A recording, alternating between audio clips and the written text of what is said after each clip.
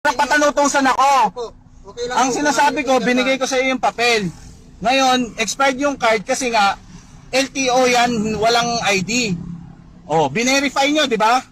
Opo sir, Oh. wala po kayo kasi kayong dala sir. Kaya nga binerify nyo, pero yan, wala nga, hindi nga ako binigyan ng ID. Paano ko naging kasalanan yun? Meron po kaming binibigay sir. Ayan nga yung papel, ayan yung ID. Ano bang problema? Tingnan mo nga, may tatako, wala. Oh. Expire nga sir yung Hindi, yung, card, sir. hindi, Yung card papel. nga, putang ina, tatanga-tangahan lang tayo dito eh. Expired talaga yung ID kasi nga, hindi nga ako binigyan ng LTO.